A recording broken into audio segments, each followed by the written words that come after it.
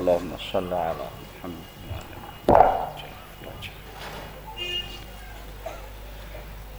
لا حول ولا قوة إلا بالله العلي العظيم.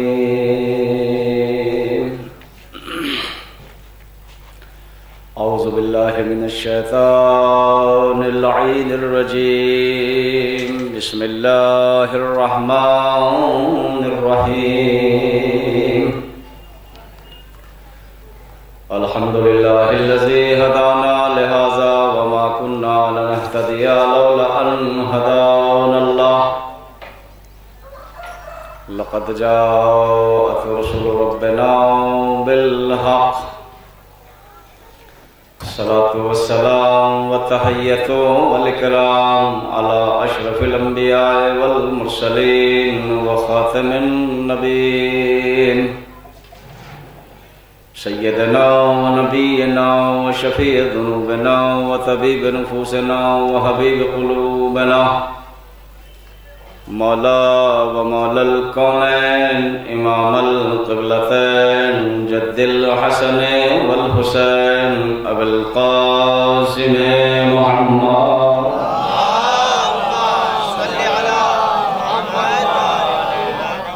وعليه طيبين الطاهرين المعصومين المظلومين الذين أذهب الله عنهم الرجس وطهرهم تطهيرا.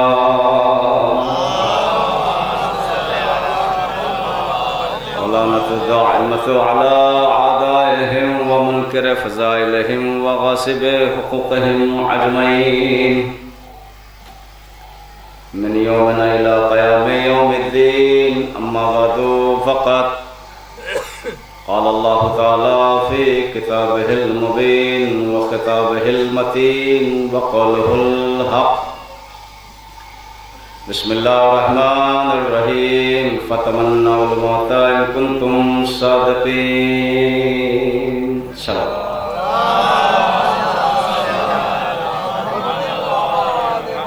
ایک بار سورہ ہم 3 مرتبہ سورہ اخلاص کی تلاوت فرما کر مرحوم اخو سید عباس حسین مرحوم ابن سید علی حسین مرحوم کے روح کو ارسال فرمائے. بسم اللہ الرحمن الرحیم. صراط الذین بسم اللہ الرحمن الرحیم.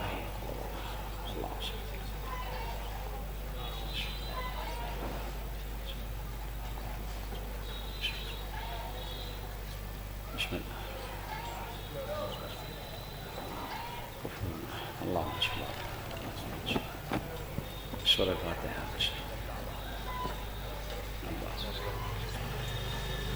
اللہم صلی علی محمد صلوات پڑھے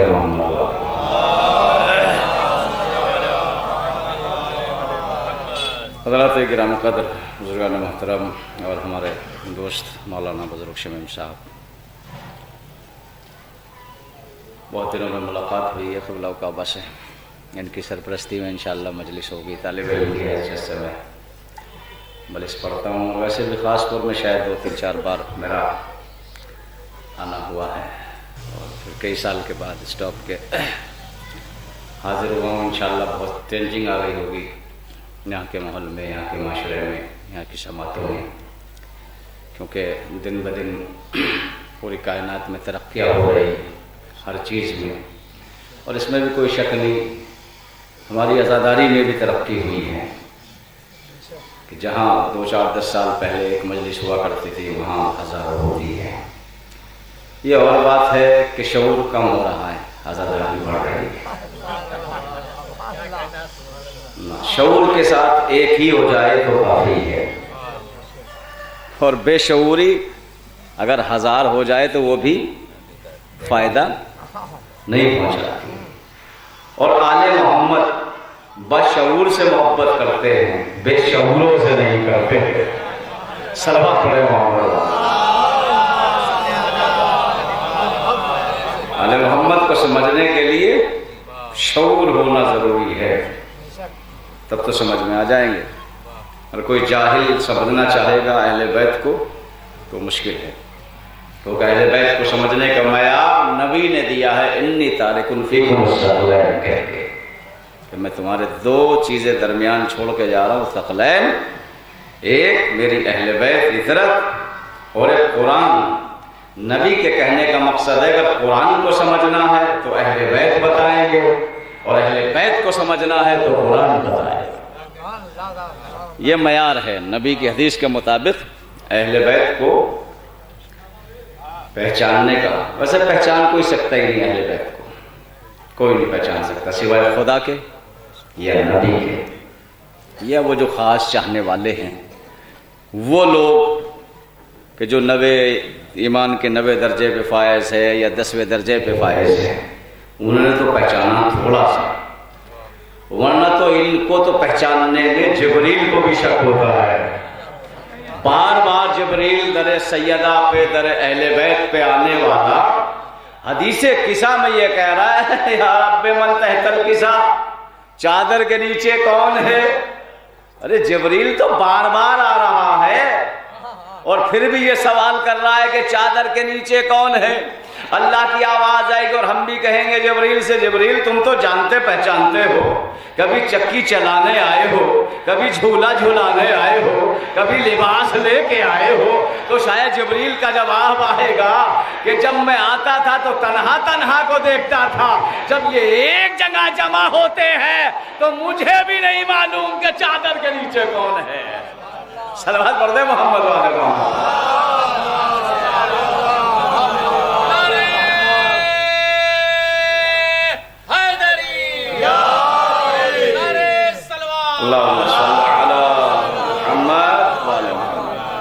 اہل بیت کو پہچاننے کے لیے تو بہت بڑا شعور چاہیے.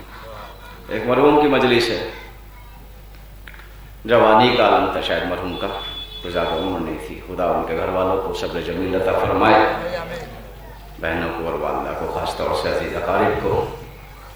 موت کے راستے سے سب کو گزرنا ہے، موت کسی کو چھوڑے گی نہیں. اور یہاں تو مسجد پہ لکھا ہے نماز پڑھو اس سے پہلے کہ تمہاری نماز پڑھی جائے. ایک ہی پڑھی جاتی ہے نماز، اور اس نماز پڑھنے کے لیے انسان پوری زندگی دعا کرتا ہے. اس لیے کہ نبی نے فرمایا ہے، نبی کی حدیث قبلہ، دوستی کا معیار زندگی میں مت دیکھنا، مرنے کے بعد دیکھنا.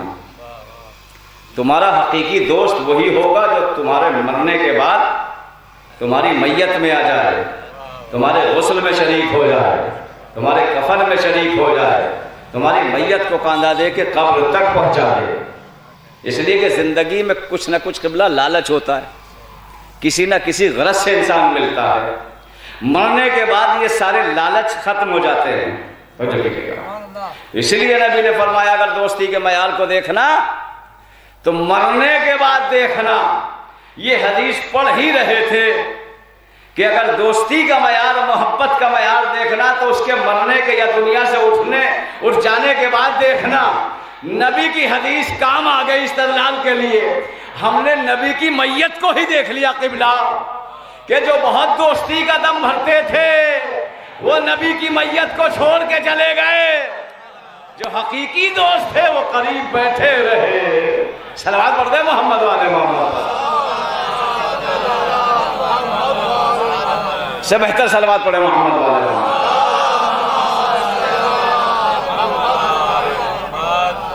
تو موت سب کو آئے گی، کسی کو نہیں چھوڑے گی. لیکن قرآن نے عجیب فلسفہ بیان کیا ہے سورہ جمعہ میں، جسے بار بار آپ سنتے ہیں، فَتَمَنَّوْا الْمَوْتَ إِن كُنتُمْ صَادِقِينَ. کہ ملک الموت کیوں آئے ہو؟ کرو قبض کرنے آیا ہے. جناب موسیٰ کا جواب ہے تاریخ میں، کہا ابھی مرنا نہیں چاہتا. ابھی مرنا نہیں چاہتا. یہ کون ہے؟ اولو العزم نبی، پیغمبر. جی دوسرا نبی جناب سلیمان، جن کی حکومت چرند پرند پر، ہواؤں پہ جن کا تخت سوار رہتا تھا. ایک روز جب تخت سے اتر رہے تھے، ایک قدم زمین پر تھا، ایک تخت پر تھا. پہنچ گیا یہی جو حق دروازے پہ جاتا ہے 5 بار بتانے کے لیے کہ تمہیں بھی جانا ہے. کون؟ کہ ملک الموت. کیا چاہتے ہو؟ کہ روح قبض کرنا. تاریخ میں جملے ہیں جناب سلیمان نبی کے. جناب سلیمان نے کہا اتنی مہلت تو دے دے کہ دونوں قدم زمین پہ رکھ لوں. ملک الموت نے کہا نہیں اتنی مہلت بھی نہیں ہے. یہ کون ہے؟ جناب سلیمان نبی، جن کی حکومت ہواؤں پر، چرند پر، پرند پر، جن کا تخت ہوا کے دوش پہ سوار رہتا ہے. اور ملک الموت سے کہہ رہے ہیں اتنی مہلت دے دے کہ دونوں قدم زمین پہ رکھ لو. لیکن ملک الموت کہتا ہے نہیں، فوری آرڈر ہے. دکھاؤں آپ کو ایسا ڈر کہ جہاں ملک الموت جا کے خود اجازت مانگ رہا ہے در سیدہ پر. صلوات پڑھ لے محمد والے محمد. تو جس سے سب اجازت مانگے وہ ملک الموت در سیدہ پہ جا کے کہہ رہا ہے اجازت دلوا دیجئے رسول اللہ. تو اس کا ماننا پڑے گا جن سے اجازت لے رہا ہے وہ ملک الموت سے بڑھ کر ہے، وہ سوپر ہے. اور یہ بھی بتا رہا ہے اجازت لے کے کہ یہ پہلے پیدا ہوئے ہیں، ملک الموت بعد میں بنا ہے. صلوات پڑھے محمد والے محمد. تو کون ہے بھائی جو یہ کہتا ہو میں مر جاؤں میں مر جاؤں؟ فتمنوا الموت ان کنتم صادقین. کس کے لیے آیت آئی؟ آیت اگر آئی ہے تو مصداق تو کوئی ہوگا. آیت اگر آئی ہے تو مصداق تو کوئی نہ کوئی ہوگا. تو پڑھ ڈالیے آپ قصص الانبیاء، تاریخ انبیاء پڑھ ڈالیجئے. کوئی آپ کو رسول مل جائے، کوئی ایسا نبی مل جائے کہ جس نے یہ کہا کہ میں چلا جاؤں، میں موت کی تمنا کر رہا ہوں. پڑھیے آپ، مل جائے تو بتائیے، میرے علم میں بھی اضافہ ہوگا. ایک ہی مارکا ایسا ملا کہ جہاں موت سامنے کھڑی ہے اور مولا حسین کہہ رہے ہیں جاؤ اجازت دے رہا ہوں. مولا حسین بھئی عاشور کو کربلا میں موت کھڑی ہے نہیں سامنے. مولا حسین نے یہ تو نہیں کہا کہ کل تم بچ جاؤ گے میں قتل ہو جاؤں گا، بلکہ کیا ہے کہ دیکھو میرے قتل کے بعد تمہیں بھی قتل کیا جائے گا، جاؤ اپنی جان بچا لو. لیکن اصحاب حسین کیا کہہ رہے ہیں؟ حبیب کہتے ہیں مجھے پہلے اجازت، زہر ابن قین کہتے ہیں پہلے مجھے اجازت، قاسم کہتے ہیں پہلے مجھے اجازت، علی اکبر کہتے ہیں پہلے مجھے اجازت.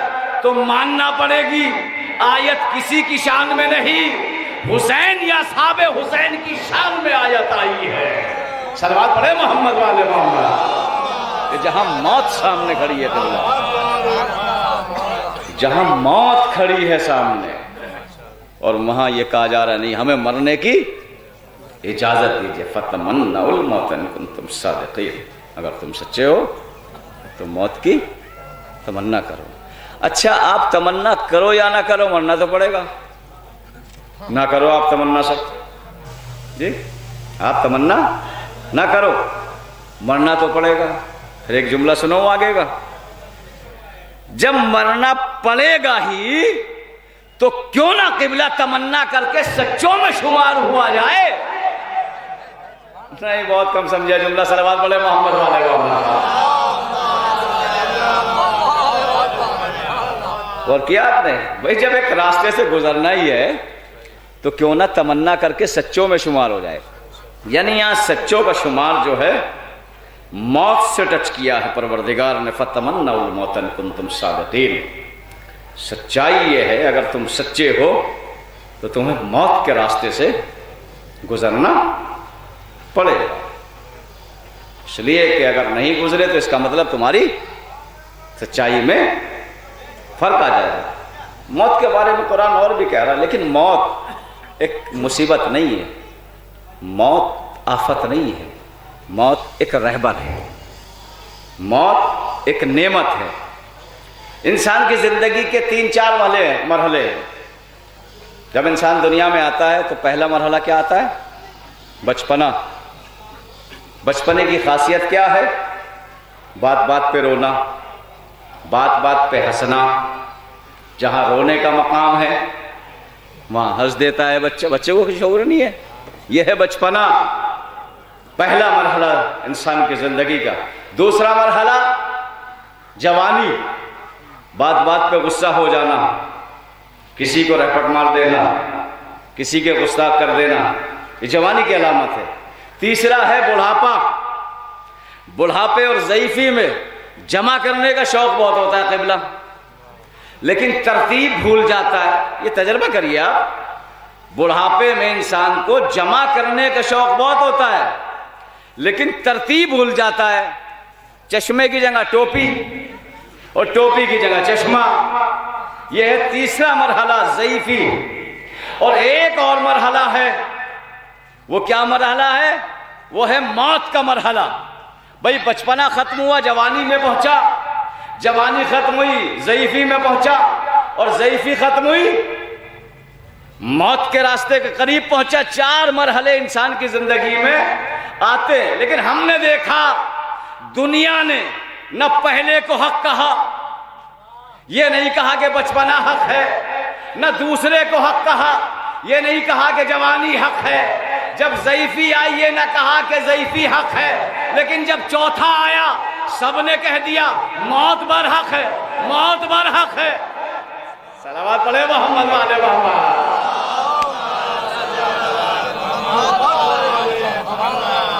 سب نے کہہ دیا چلو سے موت آیا، تو موت برحق ہے، اور ہے برحق ہے موت، اس لیے کہ موت کے راستے سے گزرنے کے بعد بھی مرنے والے کو یہی بتایا جاتا ہے تلقین میں، الموت حق، النار حق، الجنت حق۔ کیوں بھائی؟ اب تو گزر گیا یہ، اب کیا ضرورت ہے؟ کہ نہیں، اس کو بتانے کی ضرورت ہے کہ اس کو قبر میں احساس ہو جائے یہ موت مصیبت اور آفت نہیں ہے، موت حق کا راستہ ہے، یعنی حق پہ وہی رہتا ہے جو موت کے راستے سے گزرتا ہے۔ صلوات پڑھے محمد والے۔ موت حق ہے، موت حق ہے۔ بہت مشہور و معروف حدیث ہے جی، یا ہار و ہمدان من یمت یرنی جی او کان مشرکن و کافرن۔ کیا کہا؟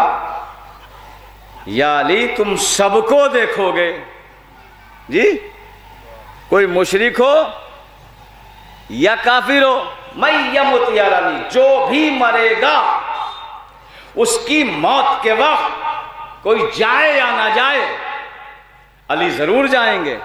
توجہ کیجئے گا، شمال میں مرے، جنوب میں مرے، ادھر مرے ادھر مرے، سب کے سامنے کون جائے گا؟ مولا علی جائیں گے۔ کیوں بھائی؟ مومن کے سامنے جائے تو ٹھیک ہے، لیکن کافر مر رہا ہے، مشرک مر رہا ہے، تب بھی نبی فرما موت ہے امر، علی ہے اولی الامر، جب تک اولی الامر حکم نہ دے ملک الموت جرأت ہی نہیں کر سکتا، اس لیے ہر ایک کے سامنے علی کا جانا ضرور ہے۔ صلوات پڑھے محمد والے محمد۔ تھوڑا سا اور قریب آ جائے تو بہتر ہے، ہو سکتا ہے کچھ نیٹ پہ مجلس چل رہی ہو، کچھ سن کے آئیں گے کہ آدھی مجلس ہو گئی اب چلا جائے۔ ایک صلوات پڑھ دے محمد والے سے بہتر صلوات پڑھے محمد والے۔ ایک اور عنایت فرما دے صلوات۔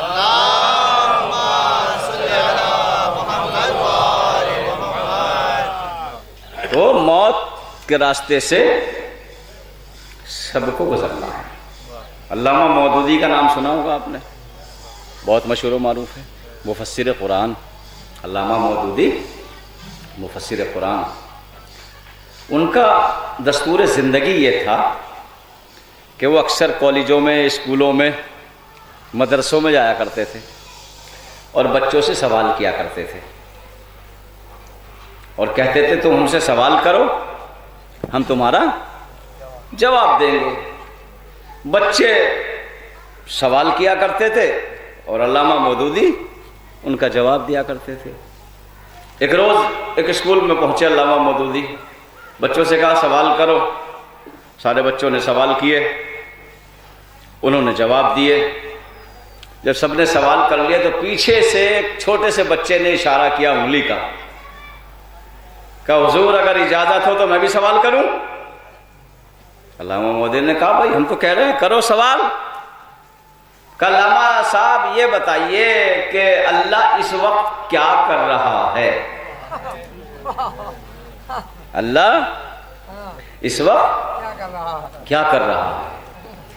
علامہ مودودی نے سوال سنا اور سن کے کہنے لگا ادھر آؤ، دیکھو تفسیر کے بارے میں کرو، آیت کے بارے میں کرو، تاریخ کے بارے میں کرو، روایت کے بارے میں کرو، سب بتاؤں گا۔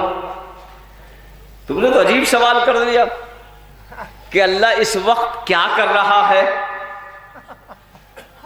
بچے نے کہا آپ نے تو دعویٰ کیا ہے نا کچھ بھی سوال کرو میں جواب دوں گا۔ کہا بھائی کیا ہے لیکن تو نے تو عجیب سوال کر لیا۔ مرتبہ بچہ کہتا ہے علامہ اگر آپ اجازت دے تو میں بتا دوں۔ دیکھوں گا کیسے خاموش رہتے ہیں۔ میں بتا دوں کہ اللہ اس وقت کیا کر رہا ہے؟ علامہ مودودی نے کہا یہ تو بڑی اچھی بات ہوگی، جس چیز کو پوری زندگی میں نہ جان پایا تم بتاؤ گے تو میرے علم میں اضافہ ہوگا۔ کہا سنو علامہ مودودی، تم تو مفسر قرآن ہو، تم تو حافظ قرآن ہو، تم تو تفسیر لکھتے ہو قرآن کی، بتاؤں اللہ اس وقت کیا کر رہا ہے؟ اللہ اس وقت آل محمد پر درود بھیج رہا ہے۔ میں دلیل دوں گا، دلیل سنیے ابھی کیا کہا علامہ مودودی، اللہ اس وقت آل محمد پر درود بھیج رہا ہے۔ علامہ تو سمجھ گئے، بچے حیران ہوئے، کہا کیا مطلب؟ کہا قرآن میں آیت نہیں پڑھی ان اللہ وملائکتہ یصلون علی النبی؟ بھیجے گا نہیں، اللہ درود بھیجتا ہے اور بھیجتا رہے گا۔ صلوات پڑھے محمد والے محمد۔ پہلے مضارع ہے قبلہ، بھیجتا ہے اور بھیجتا رہے گا۔ تو درود کیا ہے؟ اب بتاؤں درود کیا ہے جس کو آپ بھیجنے میں کنجوسی کر رہے تھے، اس لیے میں نے پڑھا یہ واقعہ۔ درود زندہ رہنے کی علامت ہے۔ کیا ہے آیت کا ترجمہ؟ اللہ اور اس کے ملائکہ درود بھیجتے ہیں اور بھیجتے رہیں گے۔ اچھا جو جب تک ہے وہ درود بھیجے گا اور بھیجتا رہے گا۔ انسان کب تک ہے؟ جب تک زندہ ہے۔ ملک جب تک ہے جب تک بھیجے گا، جب تک جن ہے جب تک بھیجیں گے، اور دوسری مخلوق جب تک رہے گی جب تک بھیجے گی۔ جب ختم ہو جائے گی تو نہ رہیں گے نہ درود بھیجیں گے، لیکن اللہ ہمیشہ رہے گا۔ تو جب تک اللہ رہے گا آل محمد پہ درود جاری رہے گا۔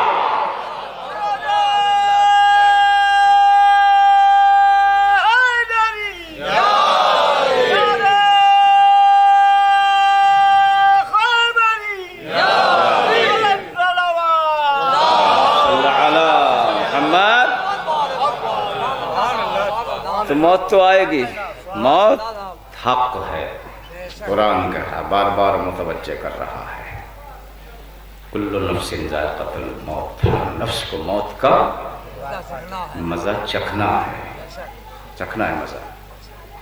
لیکن ہم نے یہ دیکھا کہ جو یہ مزہ چکھتا ہے وہ اس قابل ہی نہیں رہتا کہ بتا دے۔ اور قرآن کہہ رہا ہے کہ موت کا ذائقہ ہے۔ امام سے پوچھا تھا کسی نے، مولا یہ موت کا ذائقہ دنیا میں مثال دیجئے۔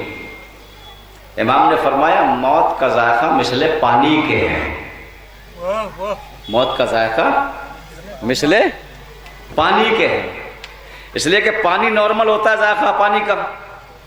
اب پانی کو آپ چاہے جس ذائقے کا بنا لے، اگر نیمبو ڈالیں گے تو کھٹا ہو جائے گا، چینی ڈالیں گے تو میٹھا ہو جائے گا، کچھ اور شے ڈالیں گے تو ویسی ہو جائے گی۔ اس کا مطلب امام بتا رہے ہیں کہ موت کا ذائقہ انسانوں کے ہاتھ میں ہے، چاہے کڑوا بنا لے چاہے میٹھا بنا لے۔ صلوات بھیجے محمد والے بابا۔ اس کا مطلب یہ نہ کہنا کہ ہم نے اچھے اعمال کیے تھے موت کڑوی ہو گئی اور ہم نے برے اعمال کیے تھے موت میٹھی ہو گئی، نہیں، وہ آپ کے ہاتھ میں ہے۔ چاہے موت کو کڑوا بنا لو ذائقے کو، اور چاہے میٹھا بنا لو۔ لیکن بات یہ سمجھ میں آتی ہے جو قرآن کہہ رہا ہے، قرآن کی حکمت تو آپ دیکھیے، کل نفس ذائقۃ الموت، ہر نفس کو موت کا مزہ چکھنا ہے جی، اور جو چکھتا ہے اس لائق نہیں رہتا۔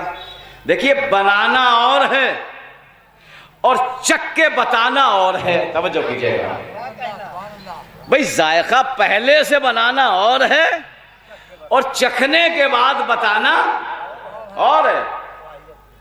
اچھا مثلا آپ نے سیب کھایا جی، سیب چکھا، آپ کو ذائقہ معلوم ہو گیا میٹھا ہے یا کڑوا ہے یا پھیکا ہے، تو یہ جس کو چکھا ہے وہ ختم ہوا ہے یا چکھنے والا ختم ہوا ہے؟ جو کیجئے گا جملوں پہ غور فرمائیے گا بھئی، سیب ختم ہوا ہے، جس نے سیب کو کھایا ہے چکھا ہے وہ ختم نہیں ہوا، اس کا مطلب موت کا ذائقہ چکھنے کے بعد موت ختم ہو جائے گی، چکھنے والا ختم نہیں ہوگا۔ سن رہے ہیں آپ؟ صلوات پڑھیں محمد۔ موت ختم ہو جائے گی آپ کی، لیکن چکھنے والا نہیں ختم ہوگا۔ لیکن پھر بھی ابھی ذہن الجھا ہوا اس آیت میں، کل نفس ذائقۃ الموت، نفس کو موت کا مزہ چکھنا ہے۔ اکثر تو بیچارے لوگ یہ کرتے ہیں بھائی جو چکھا وہ گیا، تو بتائے گا کون؟ جب ایسا مرحلہ ہونا تھا تو کیوں کہا گیا کہ موت کا ذائقہ چکھنا ہے؟ کوئی ہے ایسا؟ تلاش کرو ایسے کو۔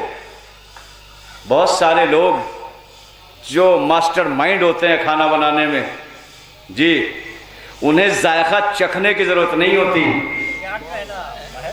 وہ آئیڈے سے بتا دیتے ہیں کہ نمک کتنا پڑے گا، ان کو پتا ہے نا کتنے کھانے میں کتنا نمک کتنی مرچیں پڑتی ہے، تو وہ بغیر چکھے بتا دیتے ہیں۔ تو قرآن کیا کہہ رہا ہے؟ ہر نفس کو موت کا ذائقہ چکھنا ہے، اور ہم نے بظاہر دیکھا جس نے چکھا وہ گیا، تو ایسے کو تلاش کرو کہ جو چکھنے سے پہلے بتا دے۔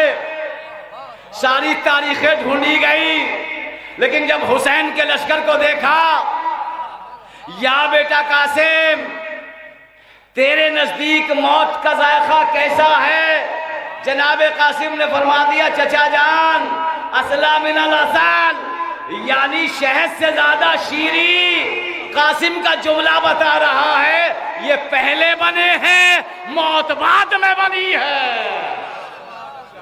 صلوات بر محمد۔ جناب قاسم کا جملہ بتا رہا ہے، اس لیے کہ ابھی تو موت کے راستے سے گزرے بھی نہیں ہیں، لیکن جناب قاسم بتا رہے ہیں چچا جان شہد سے زیادہ شیریں ہے موت، تو اس کا مطلب موت سے گھبرانے کی ضرورت نہیں ہے، موت سے گھبرانے کی ضرورت نہیں ہے۔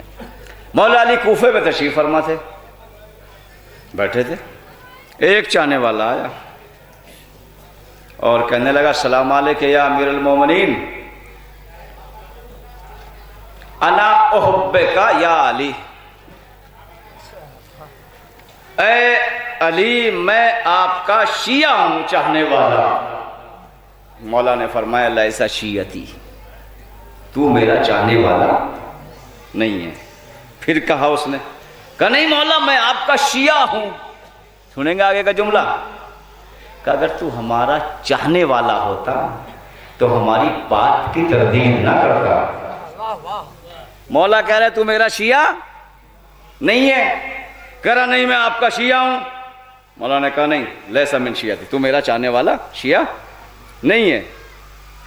مولا نے کہا میں یہ بھی جانتا ہوں تو کیوں آیا ہے، جو کیجیے گا میں یہ جانتا ہوں کیوں آیا ہے۔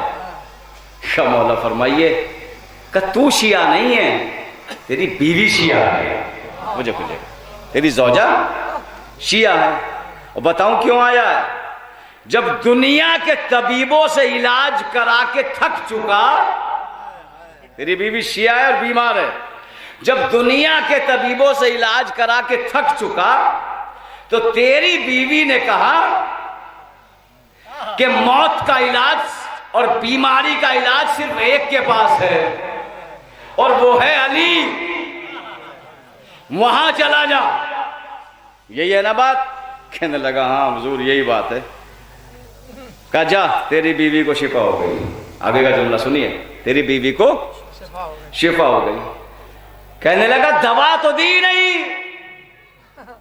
مولا نے کیا فرمایا؟ اسی لیے تو کہہ رہا ہوں اگر میرا شیعہ ہوتا تو دوا کا سوال نہ کرتا.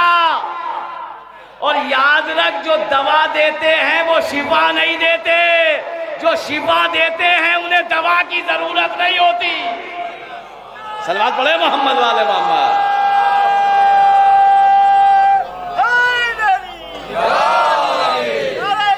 اور کیا آپ نے کہا جا نہیں پانی نہیں، جا تیری بیوی کو شفا ہو گئی. تو شیعہ ہوتا تو یہ نہ کہتا کہ دوا کہاں ہے. مولانا کہا تیری بیوی کو شیعہ ہے. ایک ایسا ہی سیم ٹو واقعہ اصول کافی میں قبلہ جی. چھٹے امام بیٹھے ہوئے تھے، ایک چاہنے والا آیا، پھر یہی دعویٰ کیا کہ مولا میں آپ کا شیعہ ہوں. مولا نے فرمایا لیسا من شیعتی بل انت موالی، تو میرا شیعہ نہیں ہے بلکہ موالی ہے. اور موالی اور شیعہ میں فرق ہے. شیعہ وہی کرے گا جو مولا کہیں گے. موالی محبت کرتا ہے لیکن کرتا ہے اپنے دل کی. جیسا کہ آج کے دور میں بہت سارے اپنے کو مولائی کہتے ہیں، ملنگ کہتے ہیں، اخباری کہتے ہیں. یہ علی کے شیعہ نہیں ہے، موالی ہے. صلوات پڑھے محمد والے محمد. مولا نے کیا فرمایا؟ لیسا من شیعہ بل موالی. فرق ہے، تو ہمارا شیعہ نہیں ہے، تو موالی ہے، ہم سے محبت کرتا ہے. اس لیے کہ اگر مولا موالی نہ کہتے تو اس کے لیے جہنم ضروری ہو جاتی ہے. مولا یہ موالی کیوں کہا؟ کہ ہو سکتا ہے ہماری محبت، ہمارے کردار، ہمارے اخلاق، ہماری سیرت کو دیکھ کر ہمارا شیعہ بن جائے. صلوات پڑھے محمد والے محمد. ہو سکتا ہے ہماری سیرت کو دیکھ کے ہمارا شیعہ بن جائے. تو علی کا شیعہ کون ہے؟ کون ہے علی کا شیعہ؟ علی کا شیعہ ابو ذر، علی کا شیعہ سلمان، علی کا شیعہ مختار، علی کا شیعہ مقدار. یہ ہیں علی کے شیعہ. اور جب علی کے شیعہ کی بات آئی تو پھر علی کے شیعہ کے نزدیک موت کچھ بھی نہیں ہے. اگر موت کچھ ہوتی، میسم اس شجر کو پانی نہ دیتے جس شجر پہ میسم کو سولی پہ چڑھایا جا رہا. صلوات پڑھے محمد والے محمد. اس کا مطلب سوچ رہے تھے کہ زندگی کو پار کر کے جانے کے بعد ابدی زندگی ملنی ہے. اس لیے علی کی محبت میں موت کو گلے لگا دو. جب میسم تمار کی باتیں ہوتی ہے نا تو بہت سارے جیسے ماڈرن آج کے پڑھے لکھے ایجوکیشن والے لڑکے میسم کیا کرتے تھے؟ میسم تمار اللہ جانتے ہیں. تمار کہتے ہیں عربی میں کھجور بیچنے والے کو. کھجور کی دکان تھی جی. بہت سارے بچے سوال بھی کر دیتے ہیں مولانا کیا کوئی ایسی حدیث، کوئی ایسی روایت، کوئی ایسا واقعہ کہ جیسے آپ بتاتے ہیں جناب میسم جو ہے کھجوروں کی بزنس کیا کرتے تھے، تو کیا جناب میسم نے کبھی اپنی بزنس میں، تجارت میں ذرہ برابر کہیں ہیری پھیری نہیں کی؟ اس لیے کہ میسم تو معصوم نہیں تھے. توجہ کیجیے گا بھئی، انسان ہے، ہو سکتا ہے 1-2 درہم کا. میں نے کہا نہیں ہو سکتا. میسم کے ہاتھ سے ادھر ادھر، کیونکہ بہت سارے لوگ مثال دیتے ہیں نا مولانا تھوڑا بہت تو چل جاتا ہے، تھوڑا جھوٹ بھی چل جاتا ہے بزنس میں، تجارت میں تھوڑا ادھر ادھر بھی ہوتا ہے. تو مثالیں دیتے ہیں کس کی؟ میسم تمار کی. کہ جیسے میسم تجارت کرتے ہیں، کیا آپ کے پاس کوئی دلیل ہے کہ کبھی ایسا کچھ نہیں ہوا؟ میں نے کہا دلیل ہے. علی کا بیٹھنا میسم کی دکان پہ بتا رہا ہے کہ میسم ذرہ برابر نہ جھوٹ بولتے نہ ہیرا پھیری کرتے ہیں. صلوات پڑھے محمد والے محمد.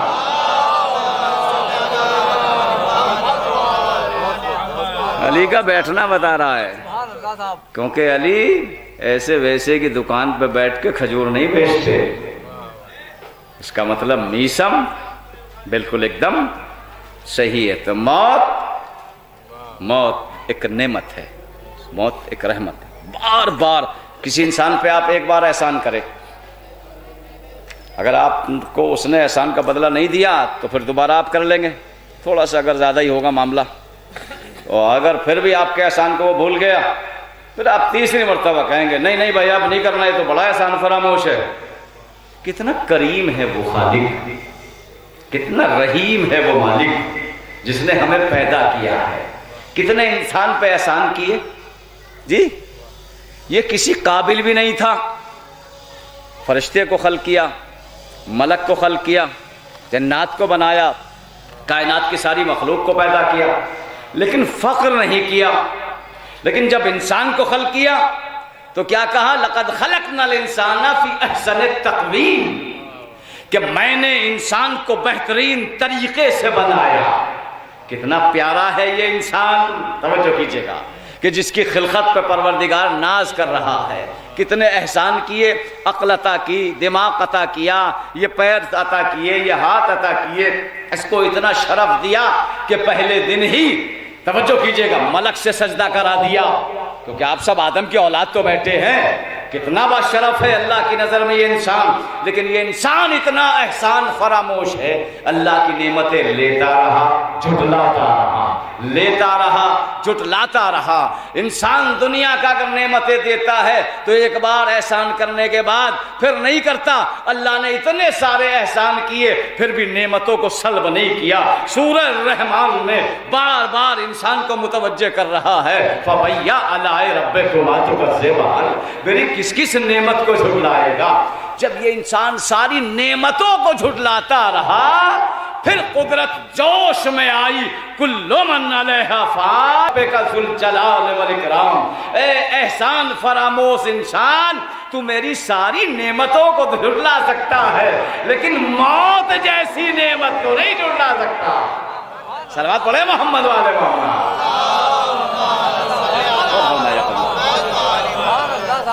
موت جیسی نعمت کو نہیں جھٹلا سکتا. کل من علیہا فان وَيَبْقَ وَجْهُ رَبِّكَ، یعنی جس سورے میں بار بار یہ کہہ رہا فَبَيَّ عَلَىٰ رَبِّكُمَا تُكَذِّبَانِ. جی کس نعمت کو جھٹلائے گا؟ اسی میں کہہ رہا نا بار بار سورہ رحمان میں. پھر اس میں کہہ رہا کل من علیہا فان وَيَبْقَ وَجْهُ رَبِّكَ ذُو الْجَلَالِ.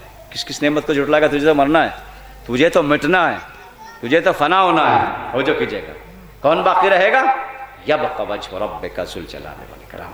بچے تو ہم باقی رہیں گے. بلکہ یہ بھی نہیں کہا کہ میں باقی رہوں گا، اللہ کا چہرہ باقی رہے گا.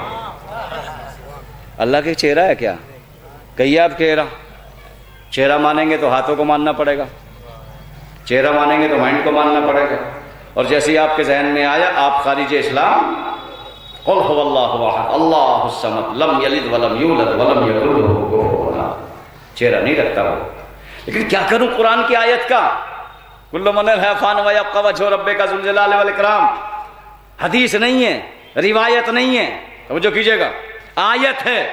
سب فانی ہے، سب کو مٹ جانا ہے، باقی تو اللہ کا چہرہ بچے گا اور اللہ چہرہ رکھتا نہیں. تو جب ہم نے وجہ کا ترجمہ چہرہ کیا تو بہت سارے مفسرین نے یہ لکھا نہیں تم غلط ترجمہ کر رہے ہو. یہاں وجہ کا معنی چہرہ نہیں ہے بلکہ وجہ کے معنی ہیں اللہ تک پہنچنے کا وسیلہ، ذریعہ باقی رہے گا. ساری چیزیں مٹ جائے گی. ہم نے کہا چلو آپ وسیلے پہ تو آئے، ابھی تک تو کہہ رہے تھے ڈائریکٹ اللہ کے پاس جانا ہے.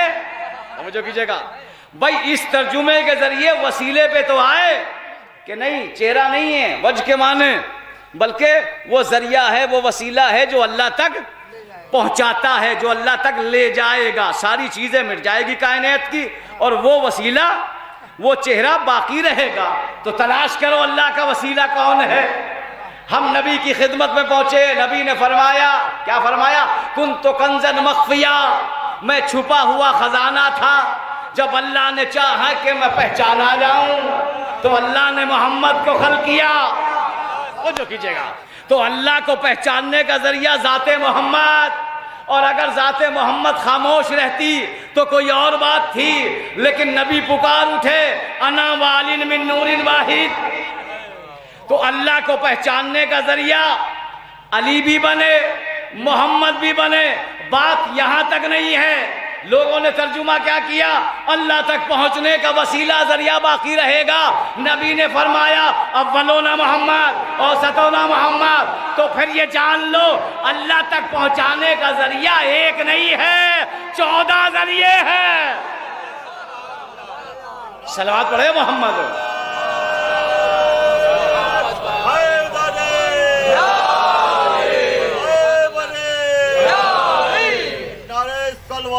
اور کیا اللہ تک پہنچانے کا ذریعہ ایک نہیں ہے، 14 ذریعے ہیں۔ ان ذریعوں نے اللہ تک پہنچا ہے، ان کے بغیر آپ پہنچ ہی نہیں سکتے اللہ تک۔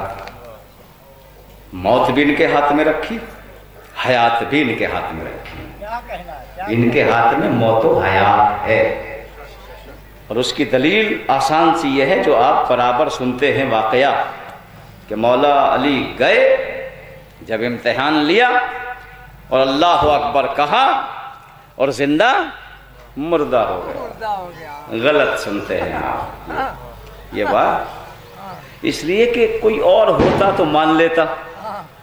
علی جیسا قبلہ جس کی تلوار 70,000 نسل کو پہچان لے، جائے گا۔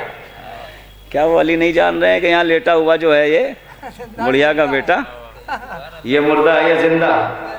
اور یہ بات عصمت کے خلاف ہے کہ معصوم جانتے ہوئے کسی زندہ کی نماز جنازہ پڑھا دے قبلہ، یہ بات عصمت کے خلاف ہے۔ علی نے زندہ کی نماز جنازہ نہیں پڑھائی، سنایا تھا نا پہلی بار جملہ وہ، علی ہے اولی الامر، ملک الموت لے کے آتا ہے عام، جب تک اولی الامر اجازت نہ دے۔ کیا پہلے علی نے ملک الموت کو بلایا، جب روح قبض کر کے لے گیا امام نے حجت کو تمام کیا، اور فرمائیے گا اس کے بعد نماز پڑھائی۔ بھائی جب روح قبض ہو گئی، زندہ کی نماز تھوڑا ہی پڑھا سکتے ہیں علی جان بوجھ کے؟ اچھا مولا علی نے یہاں نماز پڑھا کے زندہ کو مردہ کر دیا۔ اور دوسری حدیث قدسی کیا ہے؟ اگر علی نہ ہوتے، فاطمہ کا کفو نہ ہوتا، تو اس کا مطلب دیکھنا پڑے گا سیم ٹو سیم صفات، جو صفت علی میں ہے توجہ کیجئے گا وہی فاطمہ میں ہونی چاہیے۔ اگر علی نے آج نماز جنازہ پڑھا کر زندہ کو مردہ کر دیا تو شہزادی میں بھی وہ صفت ہونی چاہیے۔ جب ہم نے شہزادی کے واقعات کو پڑھا، جب شہزادی یہودیوں کے گھر پہنچی اور شہزادی کے نور کو جب یہودی دلہن دیکھ کے بے ہوش ہو گئی، اور عورتوں نے کہا نعوذ باللہ نبی کی بیٹی منحوس آئی ہے، فاطمہ نے مصلی بچھایا، دعا کے لیے ہاتھ اٹھائے، ابھی دعا پوری نہ ہوئی تھی کہ دلہن کلمہ پڑھتی ہوئی زندہ ہو گئی۔ دیکھا کفو کسے کہتے ہیں، وہاں علی نے زندہ کیا، یہاں زہرا نے زندہ کیا۔ صلوات پڑھے محمد والے۔ اس لیے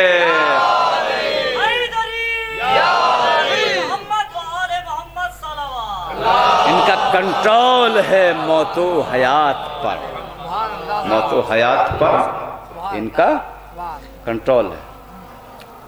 مجھے بتا دیجئے بھیا کیا ٹائم ہے نماز کا، تو پھر صلوات پڑھے گا۔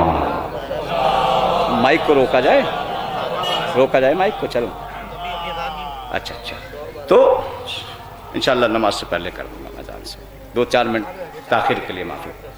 تو موت حق ہے، سب کو مرنا پڑے گا۔ یہ کہہ کے کسی کی میت کو مت چھوڑا کرو، یہ فلاں کی میت ہے ہم نہیں جائیں گے، اس لیے کل تمہاری میت میں بھی یہی کہا جائے گا. جی جی یہی کہا جائے گا بھائی، یہی کہا جائے گا. اچھا سارے اختیار زندگی میں رہتے ہیں، جیسے مرا سارے اختیار ختم. بھئی کسی کو فائدہ پہنچائے نقصان پہنچائے یہ زندگی میں ہے، مرنے کے بعد تو یہ طاقت ختم ہو جاتی ہے نا، نہ کسی کو فائدہ پہنچا سکتا نہ کسی کو نقصان. یہ مانتے ہیں آپ بات، لیکن یہ تھنکنگ غلط ہے. دنیا کے لوگ ہیں ایسے جو مرنے کے بعد نہ کسی کو فائدہ پہنچاتے نہ کسی کو نقصان پہنچاتے. علی کا چاہنے والا موت کے راستے سے گزرنے کے بعد بھی چاہنے والوں کو فائدہ بھی پہنچاتا ہے، توجہ کیجیے گا، اور گناہوں سے بھی تخفیف کراتا ہے. پختہ روایت ہے اور سامنے کا ترجمہ ہے، جو جہاں مرا جس نے سنا، پڑھنا آتا ہو یا نہ آتا ہو قرآن، یہ آیت تو زبان سے نکل جاتی ہے، انا للہ و انا الیہ راجعون. قبلہ بیٹے قرآن کا پڑھنا ثواب، قرآن کا سننا ثواب. اما جس نے پوری زندگی قرآن نہ پڑھا ہو، علی کا چاہنے والا اپنی موت کے بعد اس سے بھی قرآن پڑھوا گیا. صلوات پڑھے محمد والے محمد. یہ کتنا بڑا ثواب ہے. ابھی تو آپ کہہ رہے تھے مر گیا، یہ ابھی آپ کہہ رہے تھے یہ مر گیا. اور پختہ حدیثیں ہیں کہ اگر کوئی کسی کے غسل میں ایک قطرہ پانی ڈالے 70,000 گناہ اس کے معاف ہو جاتے ہیں. اگر کوئی کسی کے جنازے میں 2 قدم چلے تو اللہ 70,000 نیکیاں اس کے اعمال نامے میں لکھتے ہیں. ابھی تو کہہ رہے تھے آپ کہ مر گیا، لیکن ایک مومن چاہنے والوں کے گناہ بھی معاف کرا دیتا ہے اور اعمال نامے میں نیکیاں بھی لکھوا دیتا ہے. یہ کون ہے؟ ایک مومن. تو جب ایک مومن یہ کرا سکتا ہے تو جو امیر دنیا سے چلا جائے اس کے گناہ تو معاف ہو جاتے ہیں. آپ کا جتنا خاص دوست ہو وہ آپ کے لیے صرف اور صرف یہ کر سکتا ہے کہ آپ کی میت کو جنازے کو قبر تک پہنچا سکتا ہے، اس سے آگے کوئی طاقت نہیں ہے. وہ پکارتا رہے گا، آپ چھوڑ کے جاتے رہیں گے. جی بس. جو سب سے سخت مرحلہ کون سا ہے؟ زندگی میں تو آپ ایک کو بلاؤ ہزاروں آ جاتے ہیں. سب سے سخت مرحلہ تو قبر کا ہے نا. یہ کون انسان جو روشنیوں میں رہتا ہے، جو بستیوں میں رہتا ہے یا آبادیوں میں رہ کے زندگی گزار کے، اسے نہیں پتا ماں کے شکم کے بعد اندھیرا کیا ہوتا ہے، اسے تنہائی کا احساس نہیں ہوتا. جب یہ بستیوں میں رہنے والا انسان پہلی بار قبر کے اندھیرے میں جاتا ہے تو وہاں ہے اسے مدد کی ضرورت. یہی تو ہے مدد کی ضرورت قبر میں. اگر کوئی چاہنے والا ہے تو کرے وہاں مدد، لیکن ہم نے دیکھا کہ وہاں کوئی مدد کے لیے نہیں آئے گا. جیسے ہی پہلی بار قبر کے اندھیرے میں جاتا ہے اور اندھیرا دیکھ کے گھبرا کہ کوئی میرا بیٹا، میرا باپ، میرا بھائی، میرا عزیز، میرا رشتہ دار میری کوئی مدد کرے، کوئی کسی کی آواز نہیں آتی. وہاں کس کی آواز آتی ہے؟ مولا کی آواز آتی ہے. گھبراتا کیوں ہے؟ تیرا مولا علی آ گیا. جی یعنی ایک جملہ سنیے پھر مصائب شروع. یعنی جہاں کوئی کام نہ آتا ہو وہاں علی کام آتے ہیں. جہاں کوئی آپ کی مدد نہیں کر سکتا وہاں میرا مولا علی آ کے مدد کرتا ہے. تو کیوں نہ علی سے محبت کی جائے، کیوں نہ علی کی سیرت پہ زندگی گزاری جائے. اس لیے کہ علی وہاں بھی کام آئیں گے، قبر میں، محشر کے میدان میں بھی کام آئیں گے. اور پھر علی کی زوجہ حسین کی ماں، روایتوں کی حدیث ہے کہ شہزادی تو جنت میں قدم ہی نہیں رکھے گی. کیا کہے گی جب اللہ کی آواز آئے گی؟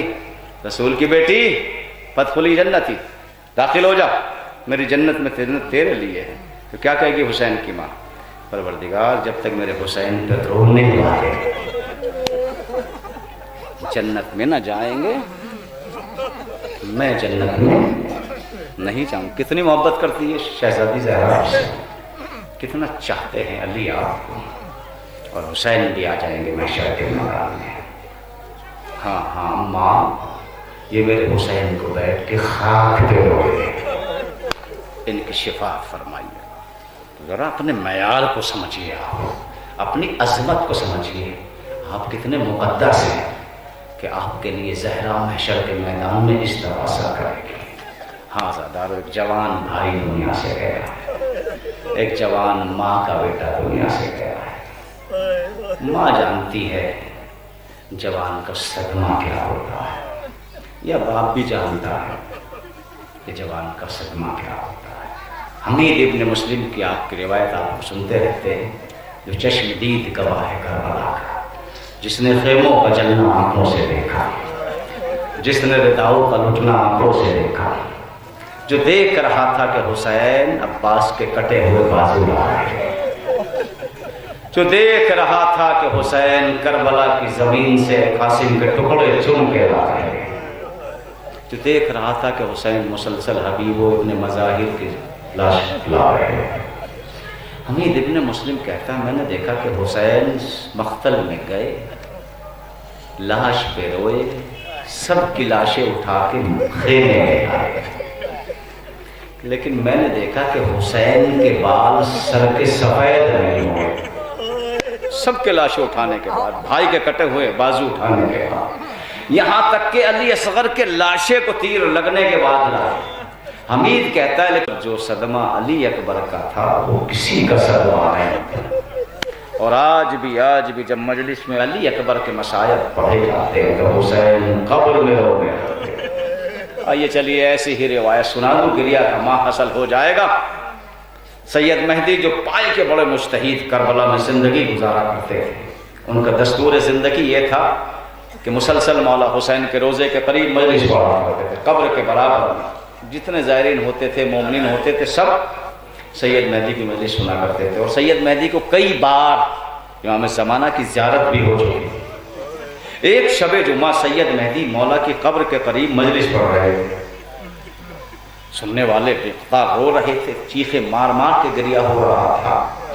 اچانک جب مجلس مصائب میں پہنچی، قبر حسین کا مجاور دوڑتا ہوا سید مہدی کے قریب آ کے کہتا سید مہدی بس مجلس کو ختم کر۔ اب سید مہدی جیسا جسے مولا کی زیارت ہو چکی ہو، مصائب اور آگے بڑھے، لوگ چیخیں مار مار کے رو رہے تھے، حسین میں بیٹھے ہوئے۔ دوڑتا ہوا مجاور پھر مولا کی قبر تک پہنچا، پھر آیا دوڑتا ہوا، کہنے لگا سید مہدی ختم کیوں نہیں کرتا مصائب؟ مصائب سید مہدی نے ختم نہیں کیے، پھر دوڑتا ہوا مولا کی قبر تک پہنچا۔ اب جو آیا پھر تیسری بار، اب شانے کو پکڑ کے کہتا ہے سید مہدی تو نے سنا نہیں، مجلس ختم کیوں نہیں کرتا؟ سید مہدی نے ہاتھوں کو جوڑ کے کہا اے حسین کے قبر کے مجاور تجھے کیا ہو گیا؟ پوری زندگی سے مولا کی قبر پہ مجلس پڑھتا آیا ہوں، آج مصائب میں میری مجلس بند کیوں کر رہا؟ سنیں گے جملہ؟ مجاور ہاتھوں کو جوڑ کے کہتا ہے سید مہدی جب سے تو نے مجلس میں اکبر کے مصائب پڑھے، زینب کی بے ردائی پڑھی، قبر حسین سے رونے کی آواز آ رہی ہے، ہائے میرا علی اکبر، ہائے میری زینب کا پردہ، جزاکم اللہ جزاکم اللہ۔ شہر رجب ہے، رو کے دعا مانگے گا، رو کے دعا مانگے گا۔ ہاں دو جملے اس بیٹی کے ضرور پڑھوں گا جس کے ولادت کی تاریخ ہے، کس کی؟ سکینہ بنت الحسین۔ دو ہی اولادوں کے لیے تو فاطمہ کے لال نے دعا مانگی ہے اللہ سے نواز شب میں، پروردگار ایک بیٹا ایسا عطا فرما جو میری نانا کی شبیہ ہو، ایک بیٹی ایسی عطا فرما جس کو میرے سینے پہ نیند آئے۔ دو اولادوں کے لیے فاطمہ کے لال نے دعا مانگی ہے۔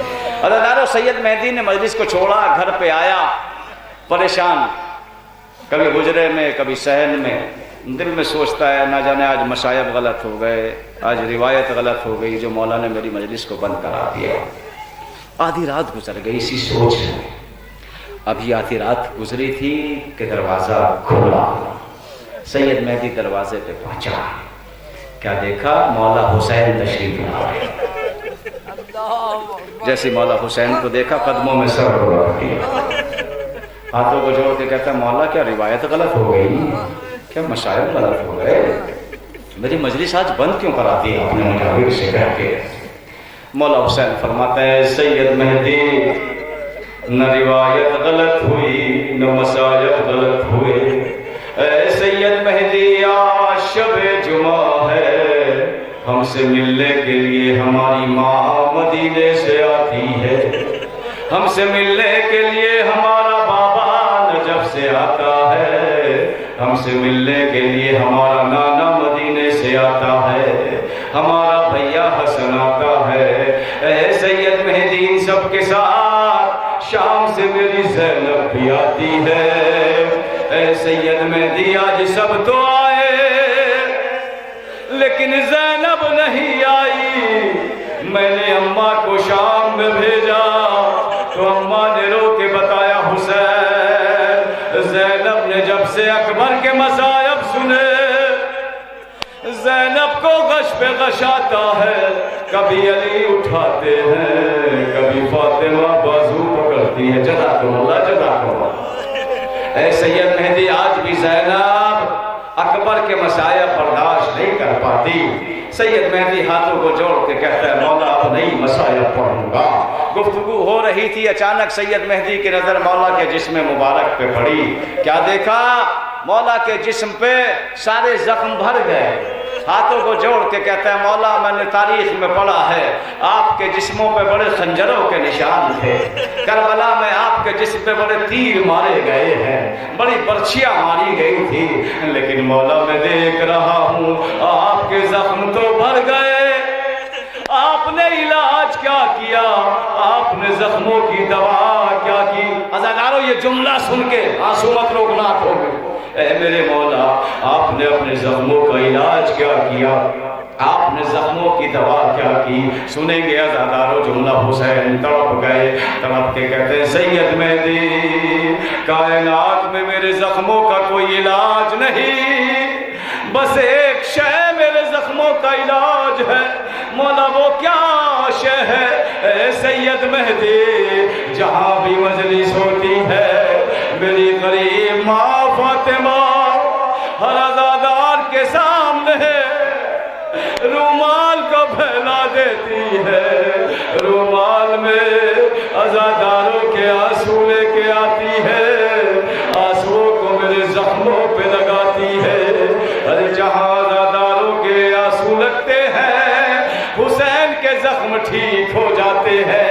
اچانک سید مہدی کی نظر پھر مولا کے جسم پہ پڑی، ہاتھوں کو جوڑ کے کہتا ہے مولا سارے زخم تو بھر گئے لیکن یہ دو کون سے زخم ہیں جن پہ آج تک پٹی بندھی ہے، جن سے آج تک خون جاری ہے؟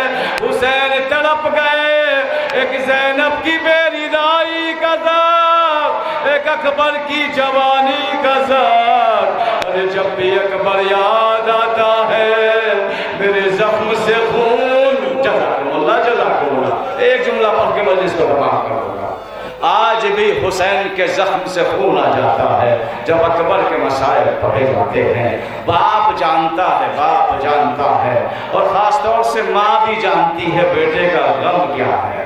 دیکھیے بیٹا چاہے جتنا بوڑھا ہو جائے لیکن ماں کی محبت میں کمی نہیں آتی۔ عزادارو یہی منظر کربلا میں ہم نے دیکھا، عزادارو جب شمر حسین کے سینے پہ سوار تھا، آدم بھی کھڑے تھے، نوح بھی کھڑے تھے، ابراہیم بھی آ گئے، حسین کے نانا بھی آ گئے، حسین کے بابا بھی آ گئے، حسین کے بھیا بھی آ گئے، سارے ملک آ گئے، جنات آ گئے۔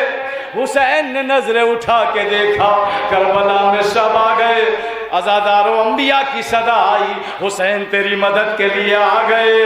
حسین کے نانا نے کہا تیرا نانا آ گیا، حسین کے بابا نے کہا حسین تیرا بابا آ گیا۔ حسین رو کے کہتے ہیں اے دادا آدم آپ بھی چلے جائے، اے نوح آپ بھی چلے جائے، دادا ابراہیم آپ بھی چلے جائیے، نانا آپ بھی چلی جائے، میرے بابا آپ بھی چلے جائے۔ جب حسین سب کو واپس کر چکے، صدائے حسین کربلا میں گونجی، اماں سب چلے جائے آپ نہ جانا۔ ارے جب حسین کے گلے پہ ضربت لگی، نہ نانا کو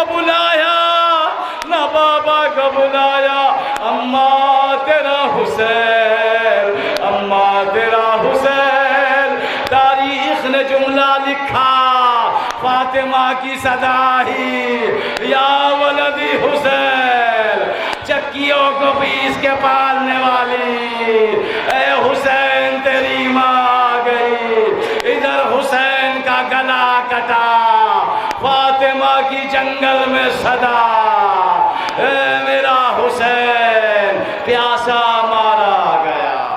انا للہ و انا الیہ راجعون۔ تسلیما اللهم اغفر للمؤمنین والمؤمنات والمسلمین والمسلمات الاحیاء منهم والاموات تاب بیننا بینهم بالخیرات انک موجب الدعوات انک علی کل شیء قدیر۔ پروردگار مرحوم کی مغفرت فرما، ان کے گناہ کبیرہ صغیرہ کو معاف فرما، ان کے تمام عزیز اقارب کو صبر جمیل عطا فرما، باقی جتنے بھی مومنین مومنات دنیا سے رخصت ہو چکن سب کی مغفرت فرما، جو بیمار ان کو شفا عطا فرما، جو بے روزگار ان کو روزگار عطا فرما، جو پردیس میں ساتھ خیریت کے وطن لوٹا، جو بجرم قید انہیں رہا فرما، جہاں بھی شان حیدر کرار ان کی جان و مال کی حفاظت فرما، مزار مقدسہ کی حفاظت فرما، خاص طور سے سیریا ترکی کے مسلمانوں کی حفاظت فرما، ہمارے امام کے ظہور میں تاجیل فرما، ہم سب کا شمار ان کے عقیدہ اور انصار فرما۔ ربنا تقبل منا انک انت السمیع العلیم۔ ایک بار وہ سورہ اخلاص کی تلاوت فرما کر مرحوم سید عباس حسین ابن سید علی حسین کی روح کو اشارت فرما۔ صراط الذین بسم اللہ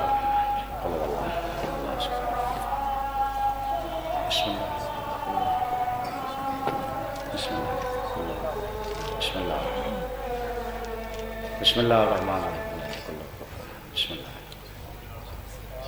اللہم صلی اللہ علیہ اللہم صلی اللہ علیہ اللہم صلی اللہ علیہ محمد وجل فرجہ ماتم حسین۔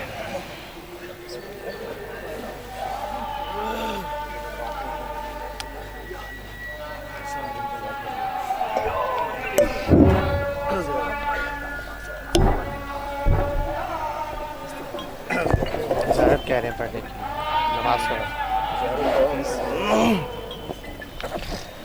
السلام علیکم یا عبد اللہ، السلام علیکم یا ابن رسول اللہ، جميع شہداء کربلا واسیران کربلا ورحمۃ اللہ وبرکاتہ۔ السلام علیکم یا مولا یا غریب الغربا، السلام علیکم یا معین الضعفاء والفقراء، السلام علیکم یا شمس الشموس، السلام علیکم یا انیس النفوس، السلام علیکم ایھا المدفون بأرض طوس، السلام علیکم یا مغیث الشیعۃ والزوار فی یوم الجزا، السلام علیکم یا سلطان العرب والعجم، السلام علیکم یا ابا الحسن علی بن موسیٰ الرضا ورحمۃ اللہ وبرکاتہ، السلام علیکم یا مولا یا صاحب العصر والزمان، علمان علمان علمان، السلام علیکم یا شریک القرآن، السلام علیکم یا مظہر الایمان، السلام علیکم یا امام زماننا، ھذا عجل اللہ تعالی فرجک واسال اللہ تعالی مخرجک بظہورک، السلام علیکم ورحمۃ اللہ وبرکاتہ۔ ایک مرتبہ سورہ حمد، ایک مرتبہ سورہ فتح کی تلاوت فرما کر جملہ مرحوم مومنین مومنات مرحوم سید عباس حسین ابن علی حسین کی روح کی احسان کر دے۔ تمام مومنین سے گزارش ہے نماز باجماعت ہوگی، بعد نماز حضرت مولا کا اہتمام ہے جس میں تمام مومنین سے شرکت کی استدعا ہے۔ پہلے باجماعت نماز ہوگی، نماز کے فوراً بعد نظر مولا ہے، آپ حضرات یہاں پہ نظر مولا سلام علیکم کے جائیے گا۔ بند کرو دھیان دے